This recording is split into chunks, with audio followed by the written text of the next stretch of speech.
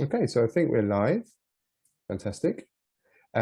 Welcome, good evening. Thanks very much for joining us, everyone. My name is Alex. I'm Alex Kanefsky, and welcome to Exchange Theatre's panel conversation around bias and change. This is a companion piece to Exchange Theatre's new show for young people called The Cat in Reboots. And we're going to be running for approximately 1 hour. Where we invite our panel to speak on various areas of their expertise. I'll introduce all of these guys with me in a moment. Just to say apologies, there are no captions right now. We're not able to caption what we're doing just at this moment. However, there is an option button on the Facebook video which should allow you to activate subtitles if you would like to do so. And I'm sure that would be particularly possible if you're watching this on playback a little bit later on as well. So also because we're coming out live across Facebook, there is the opportunity to ask questions, and Fanny will be fielding me those questions if they come in. So we should allow a little bit of time at the end, probably once we've spoken a bit during the chat. So without any further ado, please allow me to introduce the panel groaning under the weight of expertise here. So I'm going to go as I can see you on my screen. So I have Fanny Dulin here, who is part of the production in the Cat, and she plays herself, the narrator, and the princess. She is a French actress and also a producer of the show. Then to my right, I have David Furlong, who is a French Mauritian migrant and mixed race director. He's also the artistic director of Exchange Theatre. And he directed the show, I believe, and wrote as well. To my left, I have Eric Coulon. He's a trends and communication specialist. He's been working in advertising consulting, and he's recently been working on the topic of representation and diversity in scripted and unscripted formats of TV, and looking at bias, underrepresentation, and creating practical solutions for change as well. And next to Eric, we have Henriette Mahamane, who is the school director of the bilingual school Flam. I think I pronounced that correctly. And she's also a local government officer, a member of Leeds City Council, and part of the Leeds Migration Project. Beside her, we have Leo Elso, who's a performer, an actor. He plays himself and Albert, and who becomes the Marquis of Carabas in the production, and he is a French actor. We not present with us today, couldn't make it, but is Hervé Goffings, who plays himself in The Cat, which you will see in the production if you're able to watch that. And he's also a French actor. And last but not least at all, we have Dr Sophie Berto, who is a counselling psychologist, works for the West London NHS Trust in children and young people's mental health services. Her doctoral thesis explored how French North African women construct well-being. She lives in London with her 2 children, who are mixed heritage, British, French, and Algerian. And finally, I am Alex Kanefsky. I am a performer, a writer, and a director, and a theatre maker. And I'm artistic director of Paper Balloon Theatre, which makes work for young people. So I'm very pleased to welcome everybody here to listen to what should be a really interesting conversation on bias, on change, and lots of topics that surround that as everyone brings in their expertise to answer some questions. So I've started off with some questions to kind of provoke a bit of a chat and some debate. And what I'd like to do is ask the question, what is bias? What does it mean? What is bias? And why is it important to be anti-bias? The Cat in Reboots is labelled as an anti-bias show. So to start off, I'll go around again sort of on the clock of my screen. Fanny, could you tell us your answer, please, to what bias is and why is it important to be anti-bias? Ooh, very good question. I think it's important to actually show, obviously we're doing theatre, to actually show what the importance of having two sides on everything and why it's better to actually take a time to think before answering a question, and maybe I should think a bit more before answering you. But I think for me, anti-bias is something that has to be shared nowadays to everyone, not just us adults, but children as well. And I think that's why theatre is such a good vector to do it. You know, we're using culture and art to be able to talk through to people and showing them what we think anti-bias should be. Great. Thank you, Fanny. David, I'll come to you next. So you sort of conceived of the show. You wanted it to be an anti-bias production. Can you tell us a little bit about what that means to you? Yes, thank you. I concur with what Fanny just said. So to go back on what are bias, I think for me, they are the root of any injustice. So I think bias precedes prejudice. It precedes discrimination. It precedes stereotyping people. And so for me, a bias is an acquired conviction, a sort of a belief that is often part of a belief system. And basically, and I'll talk about the show just a little bit, when the Institut Français of London commissioned us a kids show, they weren't specific at all, but we didn't have something that was responsive to our time. And it was last autumn, right after this crazy year that we went through, and I think the show had to be topical. And then the topic that sort of dawnted on me as being the most important one was bias and racism in the wake of what happened with Black Lives Matter. I mean, the murder of George Floyd. Black Lives Matter was always mattered before and was there before. And then, because it was a kids show, it made me ask myself, okay, but if I want to talk about this to, say, my own daughter, who is 10, how do I address these topics and talk to her about it and explain it to her? Going back to your question, what are bias?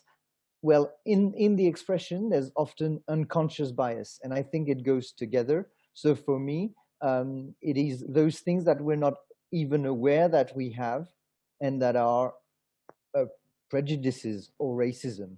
And why is it necessary? Well, because it's like everything even in psychology. You know, once you become aware of something, you can act on it, you can change it. So for me, it was all about making something simple to raise awareness of our own biases, and starting with mine, because I'll tell you, and that will be, I won't be too long, but my conclusion of this answer is this show had another life 10 years ago, and the performer was the same. It was Hervé playing the cat, and I made every possible mistake you can make by hiring a black actor and just using all the cliches and everything. Like, he was the only one who danced in the show. I did that, and I think I'm now aware of it, and I take full responsibility for it.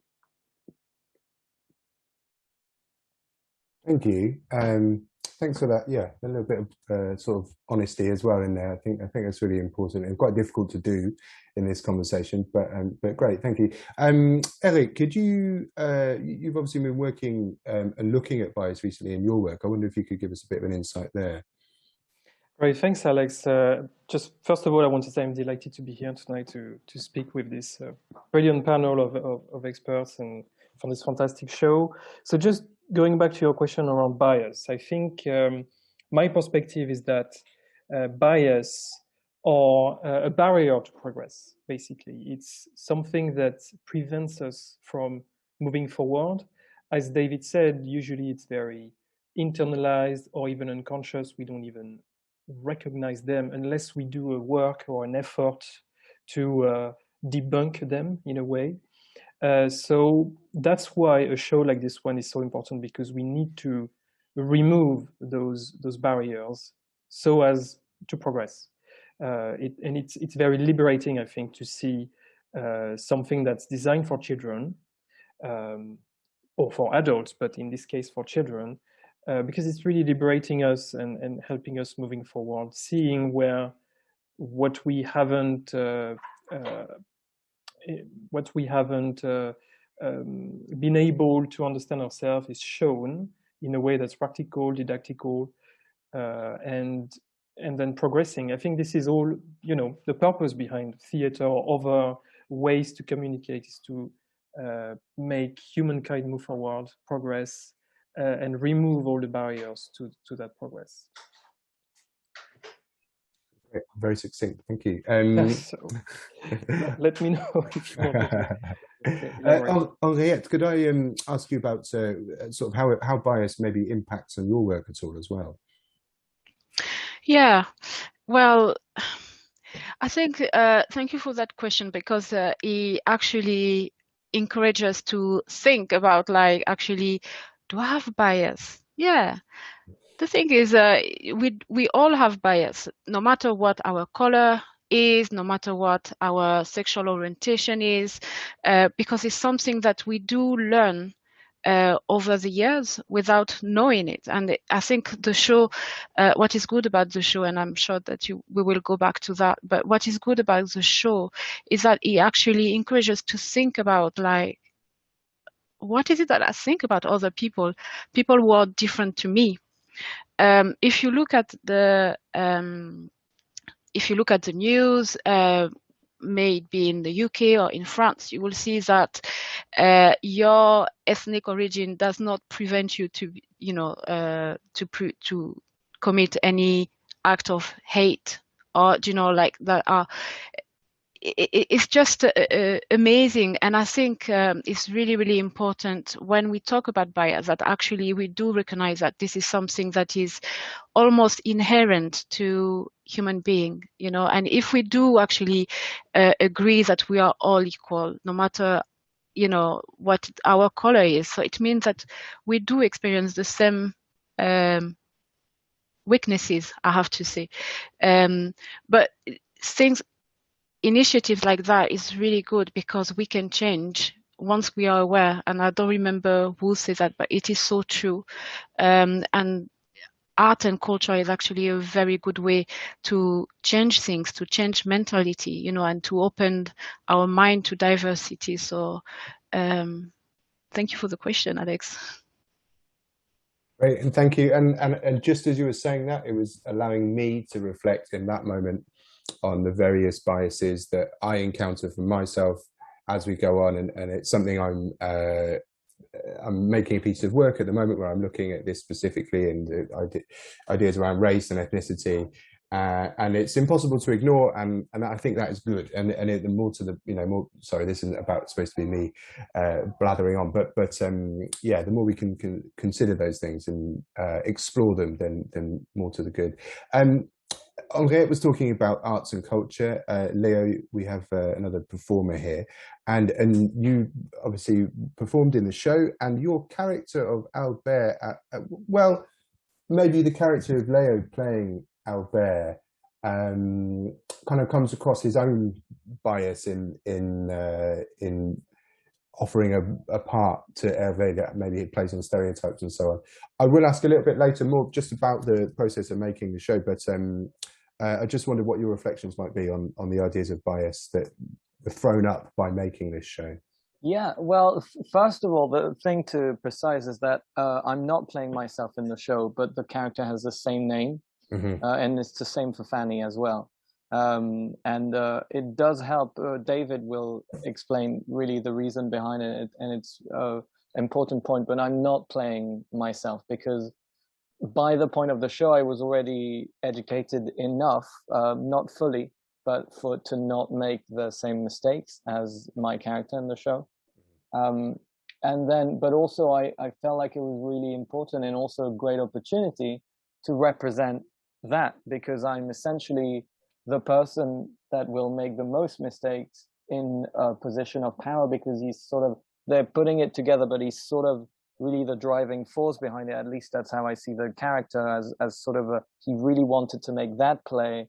And so he sort of coerces Hervé's character into being the cat. And so I personally really liked it because I could safely make mistake on stage and learn from them and go through that process every time we did the show and every time we shot the show. So I think it's a great opportunity actually for white male actors, you know, to actually go through the mistakes in a safe environment. And that's what we did essentially, because I learned a lot about bias. I already was educated and was very keen to educate myself, but to go through it in a safe environment where you make the mistake on purpose and it actually serves the purpose of the show, that's really what I took from it, and how great the experience is, because you had no fear of judgment or a faux pas, because I was surrounded, I was directed by a mixed race director. I was talking to my, to Fanny, who would share her experience as a woman, and to Hervé, who would share his experience as an actor who's Black. And it was great, because essentially every time we would rehearse, I would make the same mistakes and my character would learn from them. And, it seeps through as well as a character. I think it's a really good thing to externalize those biases that can happen. And it doesn't really matter if I had them or not. To do that mistake, that's what I was really interested in. That's great, thank you. And it's really nice to hear you describe the rehearsal space as a safe space in which for those things to happen. Just as a person who works in theatre and knowing that there are difficult conversations that happen sometimes, and I know people who have found that space not safe. So to hear that is great. Sophie, if I could come to you, thank you. If I could come to you, Sophie, I know you've certainly looked at bias in your work, and I wonder if you could just give us a little bit of an insight there. Yes. So first of all, I'd like to say that I agree with what most people have said, most speakers have said, in that biases tend to be unconscious and they can be very, very implicit, which is even harder. So it's harder to point them out. And I think they circulate, many different biases circulate within narratives in our society, and we internalize them without realizing what we're doing. And when I did my research with French North African women, some of them talked about stereotypical biases that they had encountered.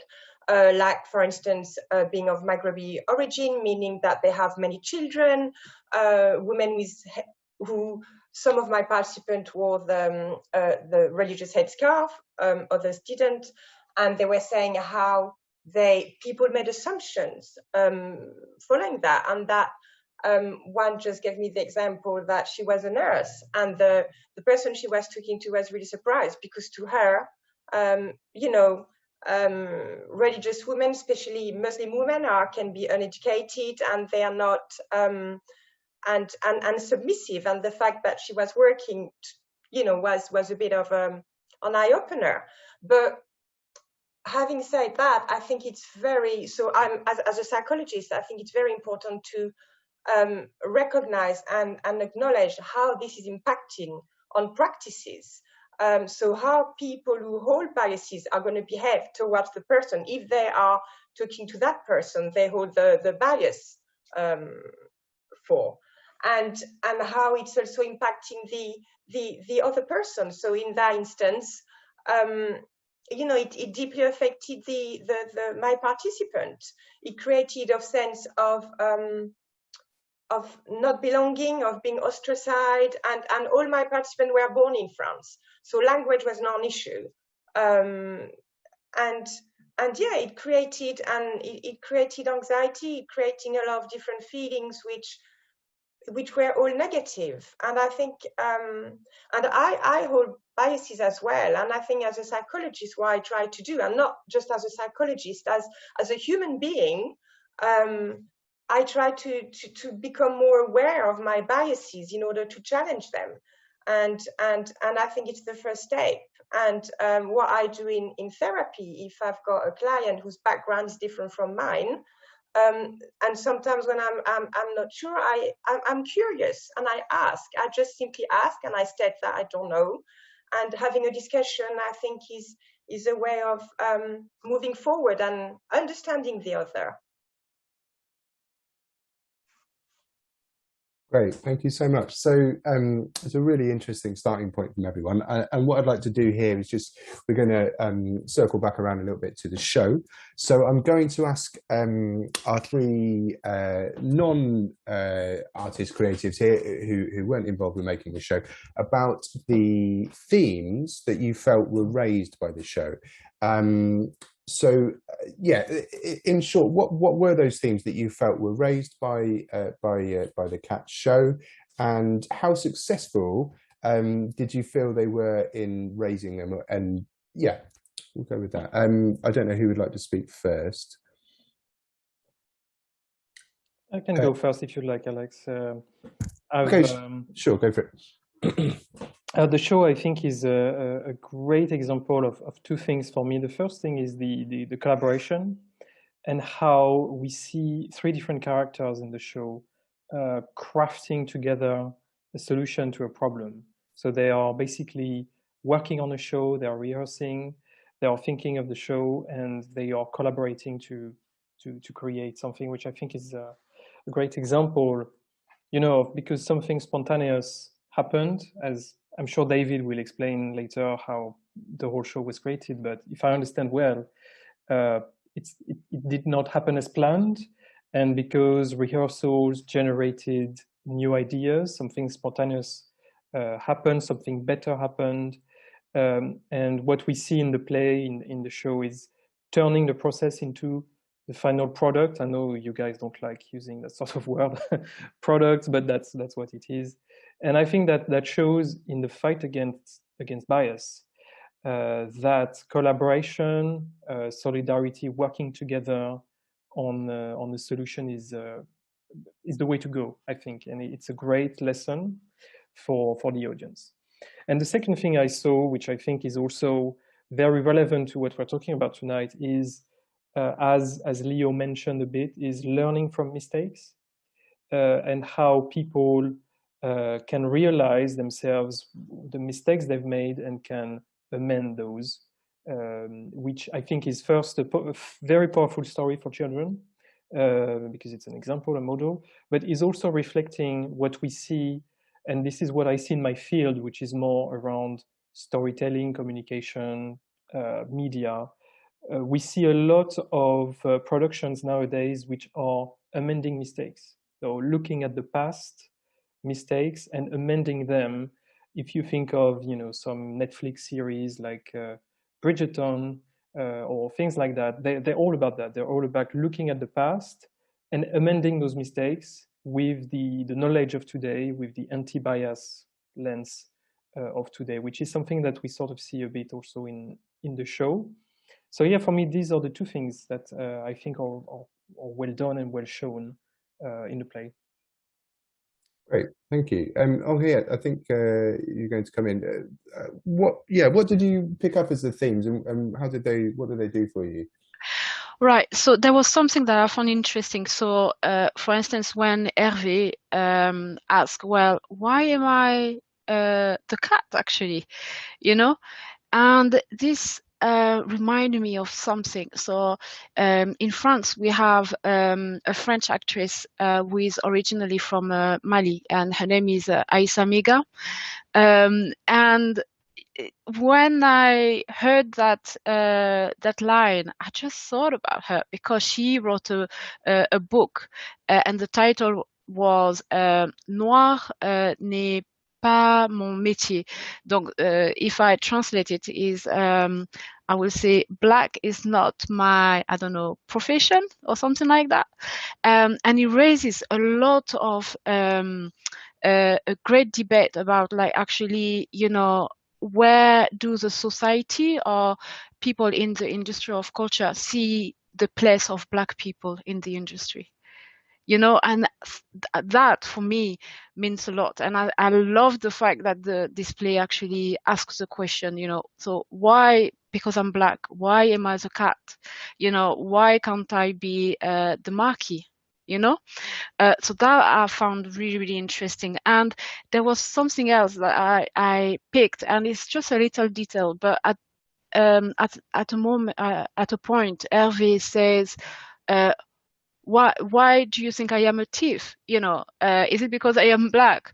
But it's not that point that actually really got my attention. Is how actually at following that they were saying like, well, okay, let's look about at all the positive things that actually I am. You know, I am generous, I am this and that.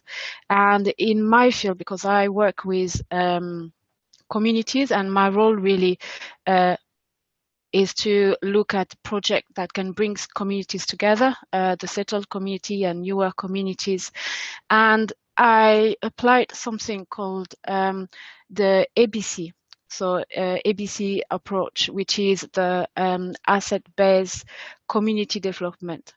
And I'm going to be very succinct, but basically this approach look at how usually when we look at the society, or we see things from we focus on the negative things. So when we talk about migration or minorities, we see that as a challenge, you know, like when you listen at politicals rhetorics, you know, around migration, about minorities, you know, you will associate it with criminality, with unemployment, you know, with social services and things like that. But just wait and look at things differently. Actually, when you look at newer communities, I personally see it as bridges, you know, links between my city, where I am, and other countries or other cultures.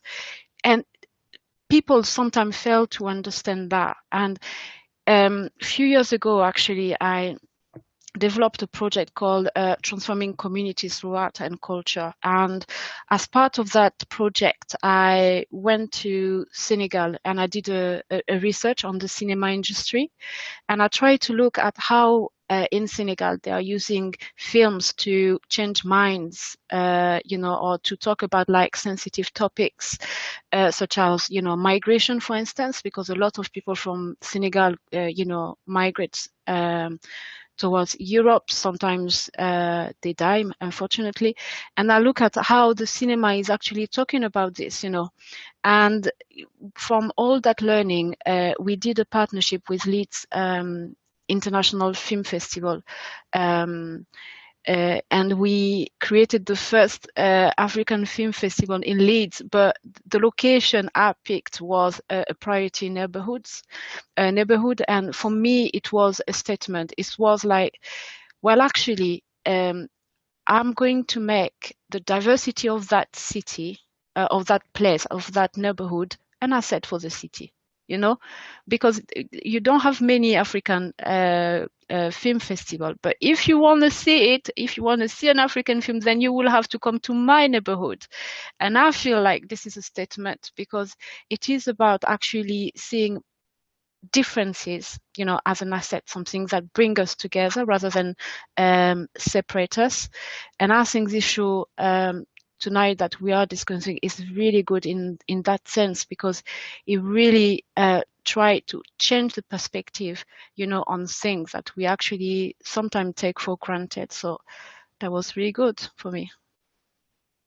Great, thank you so much for sharing that. I'm so excited, just as an artist myself, by the idea of local government looking to centre arts and culture as a way of making those links. And yeah, so what a fantastic project. I wonder if we can find out more about it at some point. Maybe we could post a link up. Thank you, Sophie. I know you sort of found a number of themes in the production. I wonder if you could talk about those a little bit for us. Yes, I think the first item that struck me was they have a sentence at the very beginning of the show, and it went like whether we are rich or poor, we can all become rich. And I found that really interesting because I don't think it's the case. I don't think we're equal. I don't think we have the same chances when we start. And interestingly, the NHS. So at the NHS England with Public Health England, the Mayor of London and London Council published a report, so that they analyze data. So it's for CAN, so it's Children and Adolescent Mental Health Services within the NHS, and it explores differences between differences that certain children and young people from different backgrounds experience. And what they found, which is not new, is that Black Caribbean school children, together with Gypsy Roma and travelers of Irish heritage, have much higher rates of social, emotional, and mental health needs than other groups. And it also found that these three ethnic groups also are more likely to be permanently excluded from schools. And we know that being permanently excluded from school is an indicator of a mental or emotional or behavioral needs. And there's loads and loads of statistics, and I think if you're born Black or white, it's, or perhaps, from as a traveler of Irish descent, you're gonna your experience of the world, your experience of our society is going to be very, very different. And again, the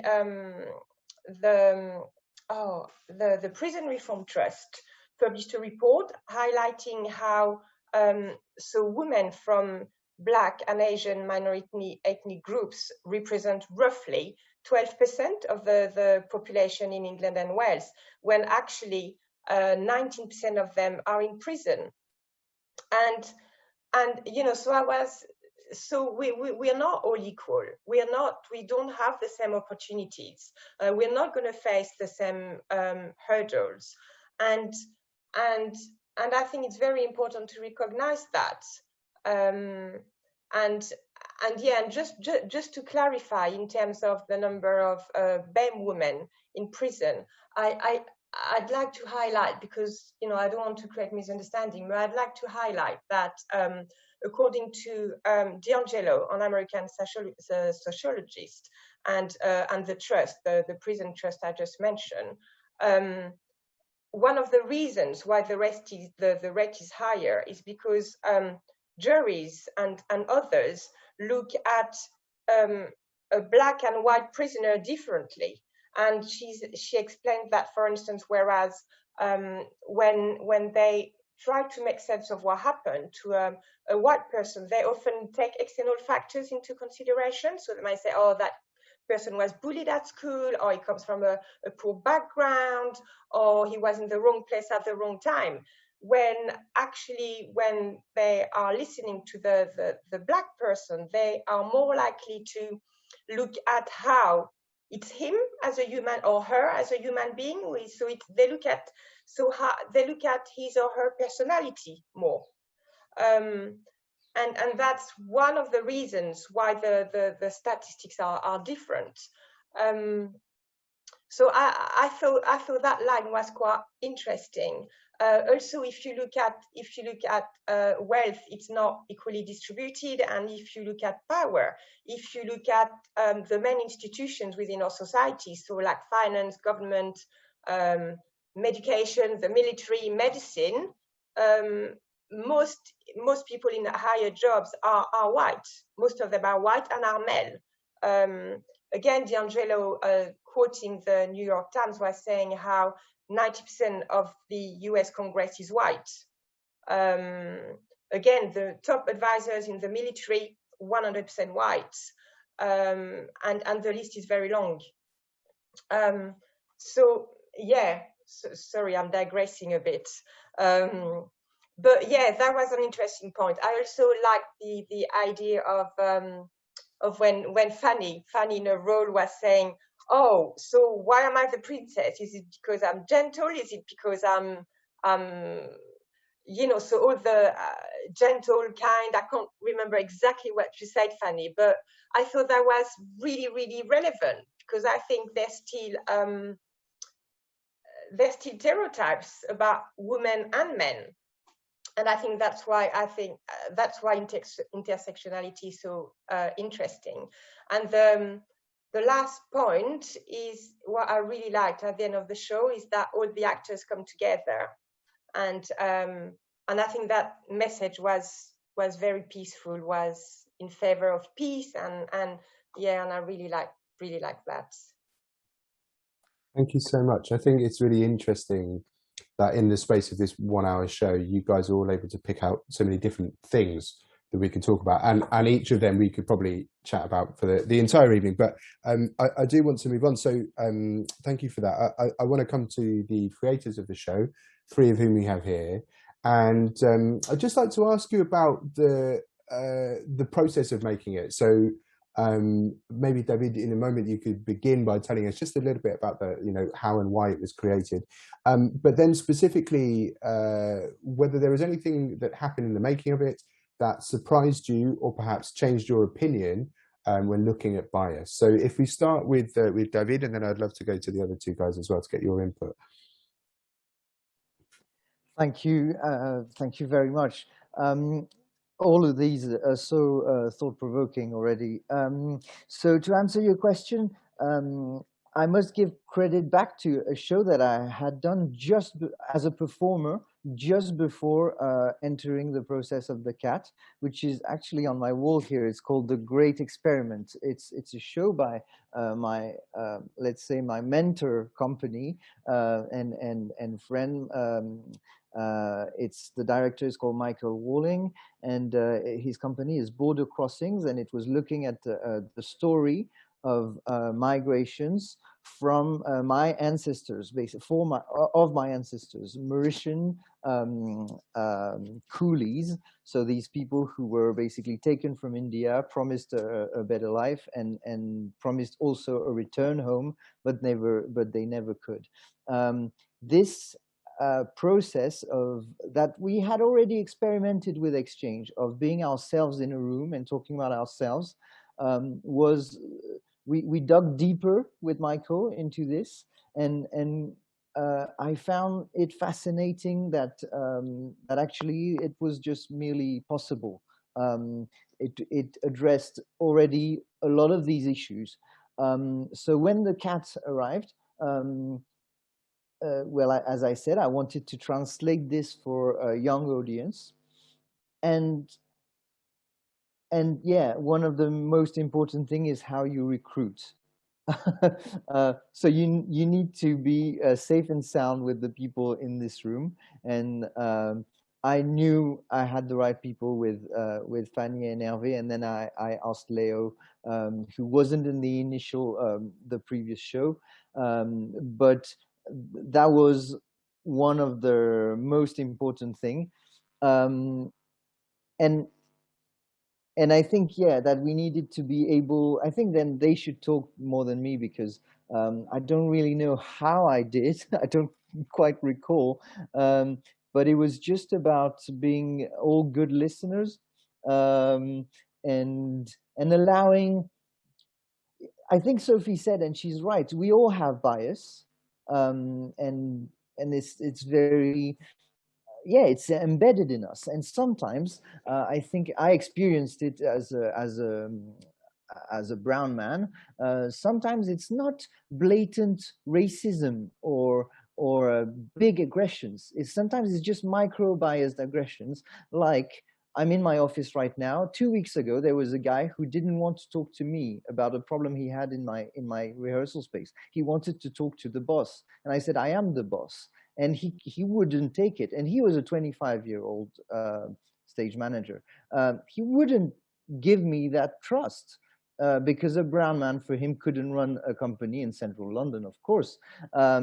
And I think if these very mundane little things happen, like still being, I don't know, being told your brothers for any other group than whites, to me, that I was, yeah, or being taken for a waiter in a posh place, you know, that happens to me all the time. And so I was like, if I can say this, and if I'm at ease right now to say this on the live Facebook, I need to create a place where we can address this and just be very blunt about it all. So now over to the guys. Great, thank you. Leo, you talked a little bit about your experience of being, like you say, like the white guy on set in the rehearsal room. And what was the experience of making it like? And because I know sometimes you go to work on a job, and given the power dynamics in the space, it's not always possible to put forward your viewpoint and so on. Were there any surprises? Was there anything that got you thinking? You talked a bit about how you were allowed to make mistakes through the character that you were playing, but yeah, anything you discovered as you were working on the piece? Well, first of all, I'd like to address what Sophie said, essentially on that line that anyone can make it. I think it's crucial that I'm saying the line in the play, and I think that's just another showing on how he's a bit clueless. He would see this tale where something extraordinary happens, and it takes something literally supernatural for a peasant to become a prince, and he sees it as this thing of anyone can make it, whilst it's actually quite the opposite. It literally says it would take something supernatural like a talking cat for a peasant to become a prince. And I think that's what really David intended on that, and Fanny as well. Just so that he's like, I love this story because, and then he just misses the point entirely. And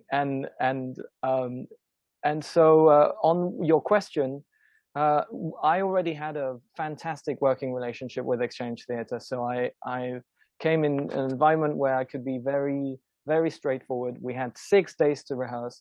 So I knew we had very little time, and the show was still being written. It was within the span of 2 weeks. So I knew that, you know, David works with very strong collaboration, indeed Fanny as well, because she's, you know, produced most of the shows as well.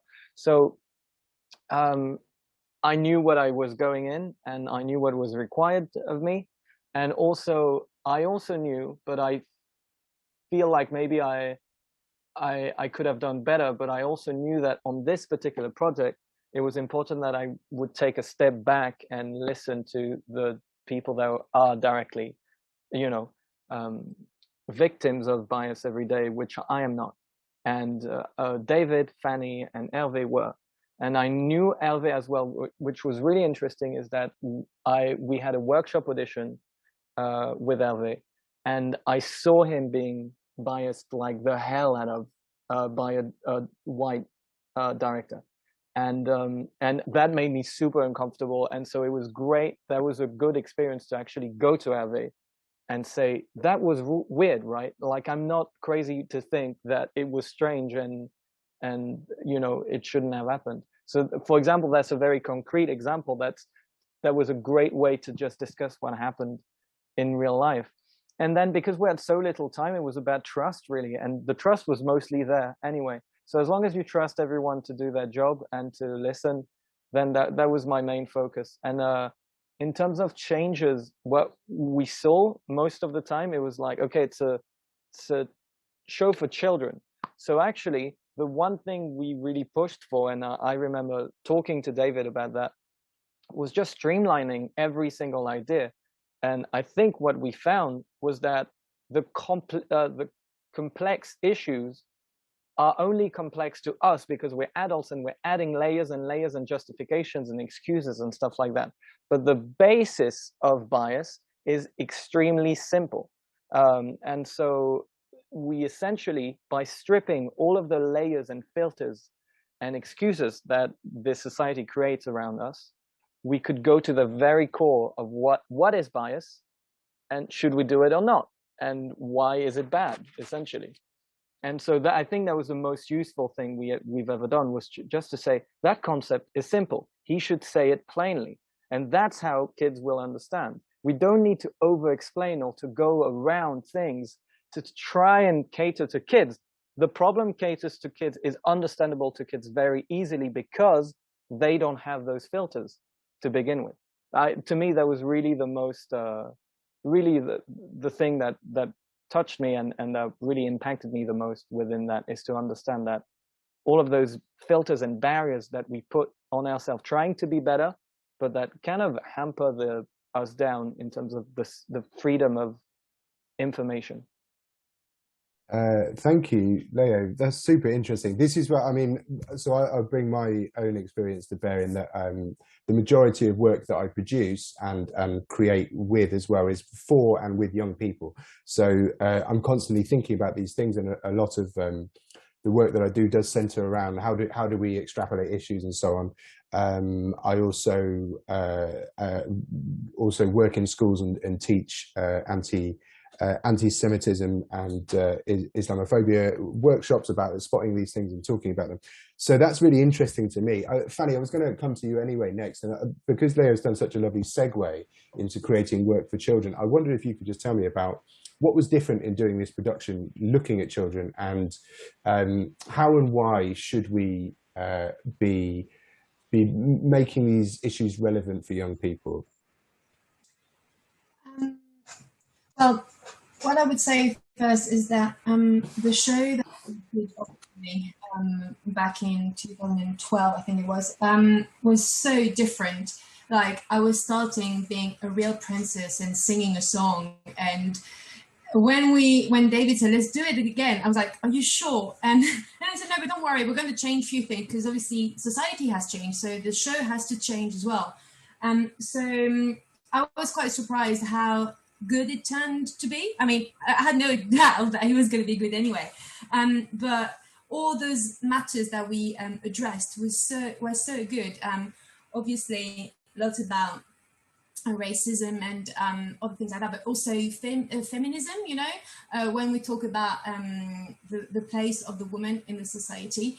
And I think it turned out to be quite good when I was quite, not surprised, but I was really glad, like in the rehearsal space, in the rehearsal room, when we started talking about how we felt about the show and in any specific situation. I was really glad that that the cast around me, that the creatives were thinking the same thing as me. Like when we said, okay, now we need an orga, so who can do the orga? And in the play, we're like, Fanny, well, obviously not me, but the actress, Fanny, you should play the orga. And I was like, no, I can't. And the way that we support each other on stage is actually what happened in the room, you know, when we said, okay, it's a king, but why does it have to be a king? Why can't it be a queen? Well, I think David, Hervé, and Leo, straight away, we all thought that. So I think that's why the show worked really well, is because we already thought that those facts were what it was meant to be anyway. And the fact that we managed to put it on stage and to put it across other people and to reach children about it and say, look, there's a king in the show, but in the tale, but it can be a queen. And of course, why not? You know, look, England has a queen, so why does it always have to be a princess to be saved? You know, I have my 10-year-old who's she's a girl, and she plays video game, and she asks me, why do we always have to go and save the girl? Why can't the girl go and save the boy? And I'm like, oh, that's great. Yes, exactly. That's what, and she's only 10. So I'm hoping that if everybody else is like her, we will go somewhere, you know? I can't remember what was your initial question, Alex. I'm so sorry. I go. No, that's great. It's really interesting to hear the kind of shorthand that you built up, but that it led you in those directions to look at that so quickly. I wanted to, if I may, spend a bit more time on this idea of making these issues relevant and accessible, I suppose, to young people. So my other angle, of course, is I'm a dad, and to mixed race children and mixed heritage children as well. And we're also having these conversations. David, you talked about wanting to do this as a way of having those conversations with your kids. And I wonder, just for everyone in general, if anyone would like to jump in, what is our responsibility to have these conversations with children in general and our children and young people, and how can the stories that we tell impact on that, whether positively or negatively? It's a slightly wider question there. Henriette, please. So few years ago, I coordinated a project that was funded by the Home Office to look at why young people in Leeds would commit hate crimes. And that was really interesting because we looked at different groups from different parts of the city. And I do remember that one thing that actually struck me is that what was coming up all the time was the lack of opportunity for some children to actually interact with someone that is different to them, you know, and the fact that when you evolve, you know, when you grew up in one community, you are effectively in your own bubble, you know, and all the stories that actually people will read to children, they are like opportunities to actually experience something else or to see things differently, because that would not be your mom or your father who will write the story. Someone else is someone else narrative, perspective, you know, story, you know, and it does make a huge difference, because we did mention before that media, or you know, the film industry, or you know, the theater, plays, everything, it does actually help mold the mind of young people, you know. So this is really, really important. Actually, children are exposed to many opportunities to actually develop their mind, you know, experience, try to challenge their thoughts, you know, and be exposed to something different. So that would be my, and I will say that now more than ever, if you look at what's going on in the world, now more than ever, you need something that brings us together, challenge the mindset of young people, definitely, yeah. I couldn't agree more. Eric, please, I know you work in this department a lot. Absolutely, yes. And to follow up on what Henriette was saying, I think the young audience especially needs context and contextualization.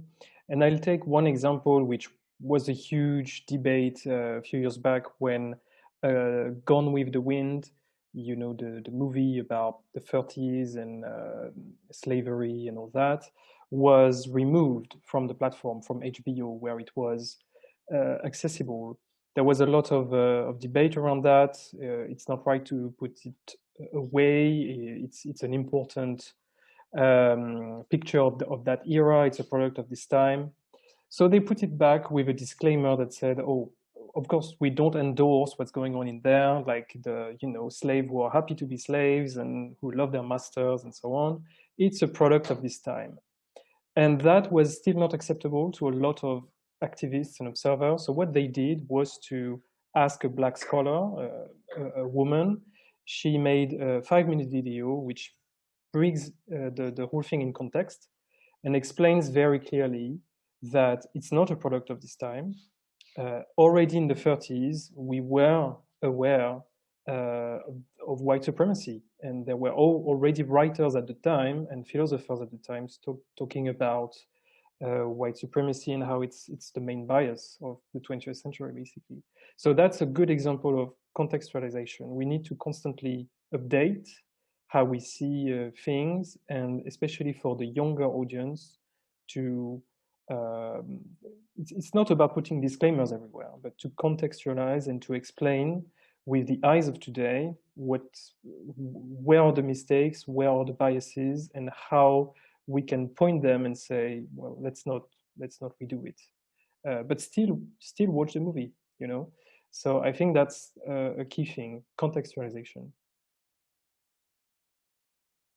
Certainly a big debate I'm having at the moment about separating of artists and their work and viewing that in context. I think it's interesting when recently noticing all Disney movies seem to be coming out with a pretext I don't know if anyone's noticed this. If you've got young kids, you definitely will see this. But and it would talk about, you know, mistakes have been made in the making of this movie, and yet they're certainly not taking those movies off. So yeah, that's a continuing debate, definitely.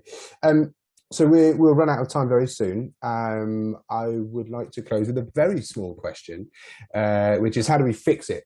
So if people have kind of acknowledged that there is bias, it is almost something that all of us will experience and have to some extent ourselves. If you are made president of the world, where you get one kind of magical wave of your wand to change one thing, perhaps in your workspace or in your area of expertise, what might you bring? What might you want to bring in for change? We talk about change today. Would anyone like to kick us off with a kind of a closing thought on that? Very, very small topic that I've asked to throw at you there. Who wants to jump in? David. Okay, yeah, I'll take my director's responsibility. I obviously can't answer that, Alex, but thank you for asking it, because it is the true question, really. I think what is a sort of obsession at the moment for me is that what we've been talking about for a long time in this conversation, and overall for the last year, I think, in the world, is basically there's a big injustice, and we just need to raise awareness to it, and from that awareness solutions happen. And what is happening is that was called the woke narrative, okay? But then the woke narrative is now being attacked, and just the word is being attacked in itself and recuperated as something negative. So if I was president of the world, I would just say, I don't know, I would just say, this isn't a negative thing. Woke literally means to be awakened, and going back to everything we said about being aware of our own biases, I would say that is very, very crucial, not to let those people who basically, like in my show, our show, sorry, like in the show, the people who don't want to stop for a second and think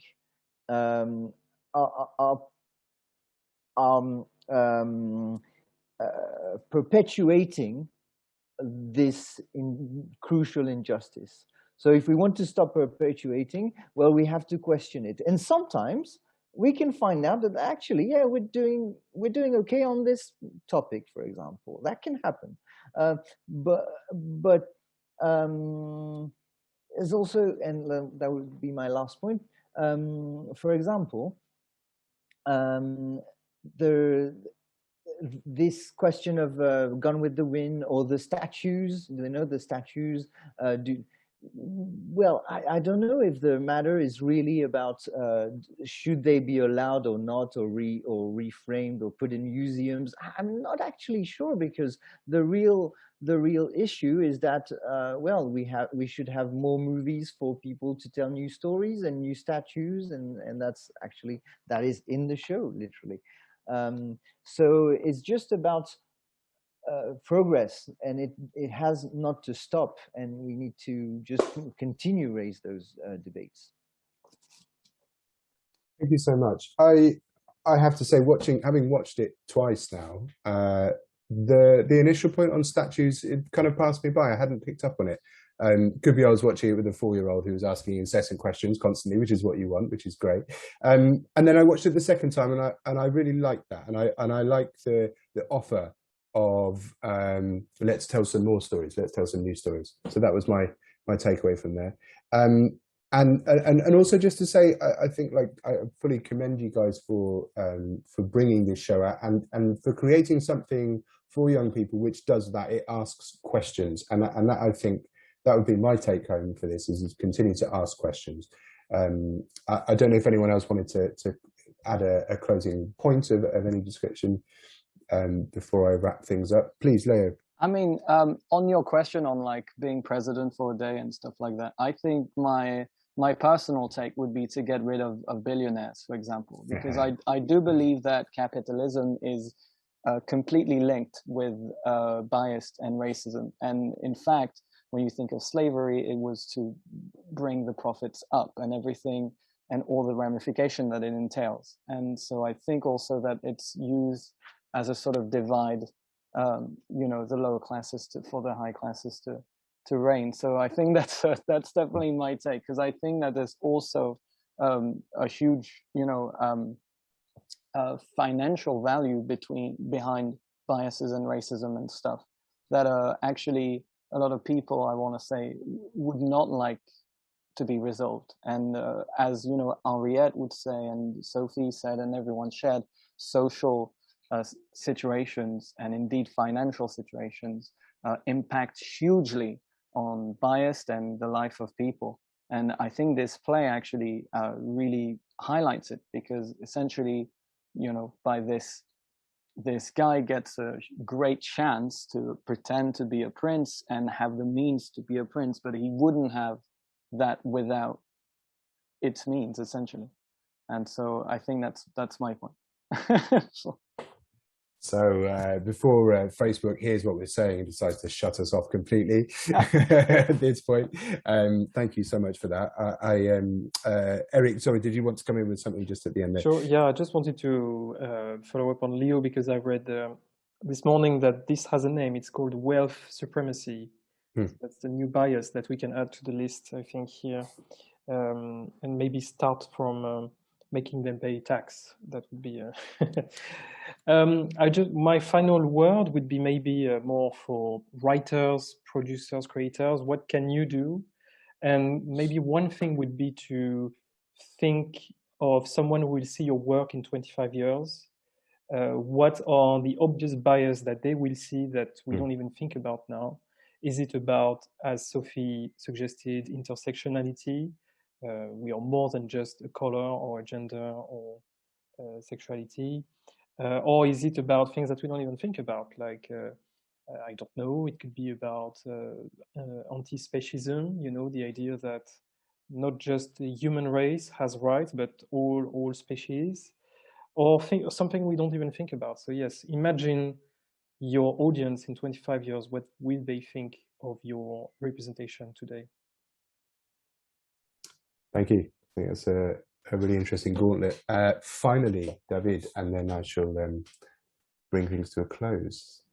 Yes, thank you. I need to make a second point on this conclusion, and so I'll add it. And it's going back on this, what I said was my obsession. I think there's a hypocrisy at the moment, is that often these ideas of progress that we are talking about, they are attacked on the name of equality, in the name of equality, as if we had reached that point, but we haven't. We are not, and that's what Sophie started with, and she's absolutely right. We are not equals. So you can't bring universal values and says, no, that doesn't apply to the situation because it's unfair. Well, yes, of course it is unfair. We need to first have equity everywhere in order for this argument to work, and we're so far from it. So just wanted to throw this in. And if I may say something as well, Alex, if you don't mind, just very, very, very quickly. I think it's important nowadays to concentrate on children as well. And by taking them to the theatre, taking them to the cinema, where I think everybody's equal, you know, there's no difference between the colours. Anybody can play a king, no matter what colour you are. Any woman can be anything she wants as well. And I think, yeah, by concentrating on children, on showing them what is happening, maybe we'll go forward as well, and that's how to change the world, I think. Thank you. Amazing. I could not agree more. Thank you. So guys, thank you all so much for your insights, your thoughts today. Thank you everyone for watching. You can continue that conversation on social media. I believe perhaps the best place to do that is Facebook. I don't know if you guys want to shout out any of your other handles at all. or yeah, Facebook's probably the best place if you want to throw some messages at the company or just continue the chat. However, let me finish by saying that the Cat in Reboots is currently available. So it's available on demand from the Brighton Fringe Festival. The website for that is www.brightonfringe.org. And you can also find information about the show and about the company and some of the artists you met tonight on Exchange Theatre's website, which is www.exchangetheatre.com. Thanks all so much, and hope to see you again in the future, maybe in person. Thank you very much, Alex. Thank you for being our host. You've been a 10-year friend and colleague, and you do amazing work with Paper Balloon for a young audience as well. And I just wanted to flag it up again. Thank you so much, everybody, for being an amazing bunch of people to talk with. Thank you. Thanks, guys.